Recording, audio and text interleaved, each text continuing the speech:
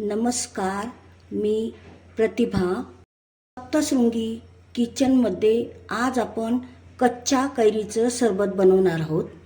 तुम्हाला आंबट चालत नसेल तर कलमी कैरीचं सरबत बनवलं तरी चालतं, पण आपण आज आंबट आणि थोडंसं कमी आंबट असं तोतापुरी आणि गावरान कैरीचं सरबत बनवणार आहोत.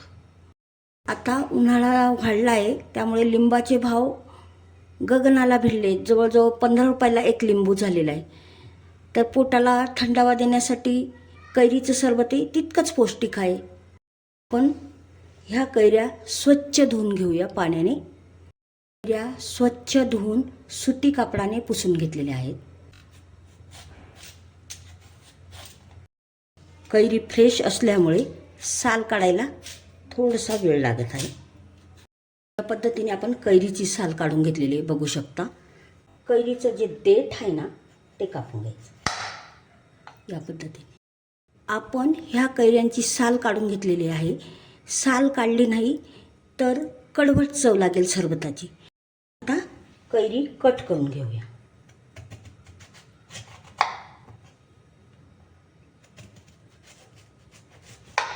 कोय जी आहे ही पक्व झालेली आहे. याच्या आजूबाजूचा गर आपण काढून घेऊया. गावरान कैरी पण आपण कट करून घेऊया. हिची पण कोय पक्व झालेली आहे. ही गावरान कैरीचा एक भाग आणि कलमी कैरीचा भाग बाजूला ठेवणार आहोत. आपण हे 2 कैरीचे काप बाजूला काढून ठेवलेले. बाकीचे आपण कैरी कापून घेऊया.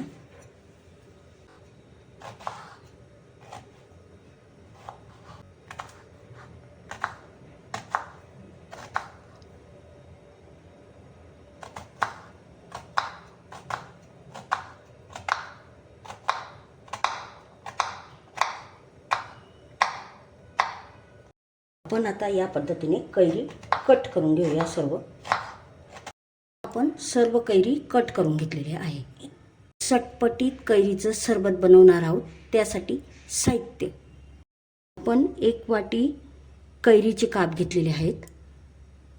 अर्धा चमचा भाजलेली जिरेपूड, थोडं साधं मीठ आणि हे काळं मीठ घेतलेलं आहे. हे आपण टेचून घेणार आहोत. पुदिना घेतलेला आहे. 1 हिरवी मिरची घेतलेली आहे आपण. हा गूळ मी कापून 1 वाटी घेतलेला आहे, छोटी 1 वाटी. तुमच्या आवडीप्रमाणे तुम्ही गुळाचं प्रमाण कमी जास्त करू शकता. आपण हे कैरीचे काप टाकून घेऊया. हिरवी मिरची या पद्धतीने तुकडे करून घ्यायचे. चटपटीतपणा येतो. भाजलेले जिरे पावडर, पुदिनाचे पत्ते, गूळ, साधं मीठ आणि काळं मीठ टाकून घेतलेलं आपण.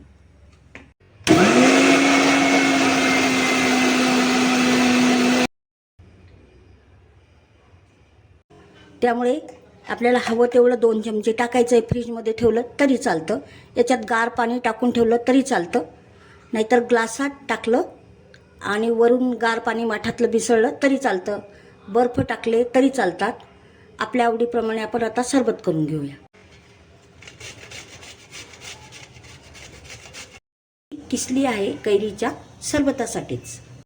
आपण यात माठातलं थंडगार पाणी ओतणार आहोत.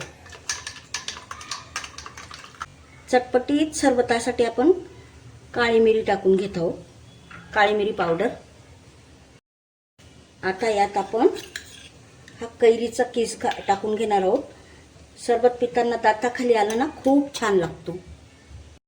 उन्हाळा खूप वाढलेला आहे, पोटाला थंडावा देतं, झटपट तयार होतं कैरीचं सरबत. आवडल्यास सप्तशृंगी किचनला लाईक, शेअर, सबस्क्राईब करा, कमेंट करा.